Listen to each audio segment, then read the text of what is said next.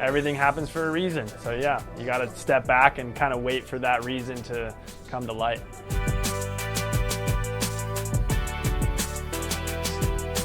So you are an Olympian. You've been to the Olympics before. Yes. 2022, arguably though, is a bit different type of Olympics. It sure was. Yeah, it was a bit of a unknown, a bit of a joke for some of us, like just not knowing if we were gonna even make it to our event, getting tested every day and our family and friends not being there. I mean, I can't tell you how special the opening ceremony was, like just to feel that.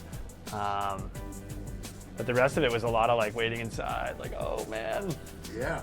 Just walking out into the bright lights and this huge stadium, and just, you know, being with my 3 other friends, competitors, and then all the other teams. It really felt like we made it, you know. It's like just the celebration of being at the Olympics was awesome in that moment. Yeah, especially with like all the media that goes around it and all the outfits we get, and people are writing you letters, I haven't heard from in years. They come out of the woodworks. Like, I couldn't tell you how many messages I got. Go for gold. Like, it was wild. You can do it. Yeah.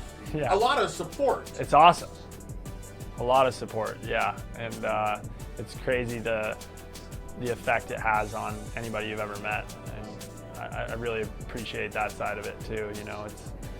I was a spectator and fan of my friend Josh Christensen when he won in 2014, and I just remember thinking of him as like a superhero, and it's cool to be on the other side of that. Not that people think as highly as I did. I'm sure there's like young athletes that do, but I'm sure there are. It's awesome, man. Being an event in the Alps, I couldn't really imagine a better place. So yeah, my parents already booked flights and stuff. It's looking good. Your life has included something different than most athletes. Yeah. You shattered your skull in like 30 some places. Yep. You almost died. You were induced into a coma. Yep. And to go into that kind of place and come out of it changes a person. Yes. And you look at things different. It's like, yeah, the Olympics are kind of a big deal, but there are bigger deals out there. Mm-hmm. And you've experienced them. Yep. That's exactly right. And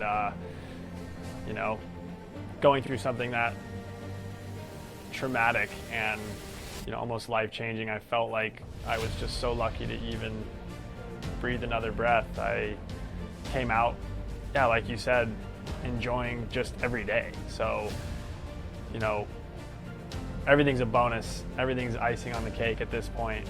And I just take that mentality into everything, and it takes a lot of pressure off my shoulders because I've already achieved so much in those 9 years, and I'm like forever grateful. I mean, every time I go to bed and hit the pillow, I'm just like in awe of, a higher power or something that has allowed me to experience this. And just because it seems so miraculous, it just seems like, seems written. So for me, I just have as much fun as possible and try not to overthink it, because it's easy to get caught up in the mind, man. The inner voice can sometimes lead you astray, whereas I just like to go outside and tear it up.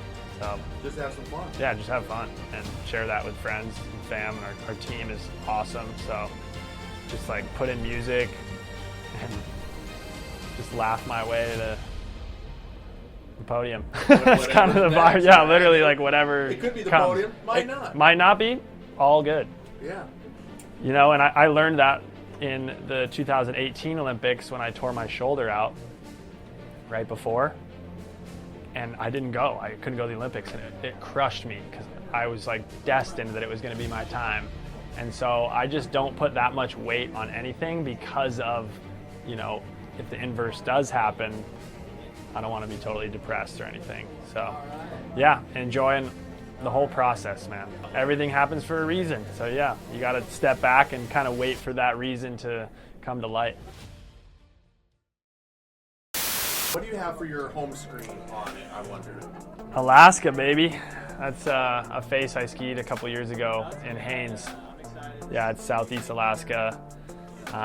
That's what I do in the meantime when I'm not competing. I go heli-skiing and ride my snowmobile and make movies. Yeah, I just released my latest project called Phantom. It came out on YouTube yesterday. Just check it out. I'm gonna check it out. Yeah, that's what it's all about.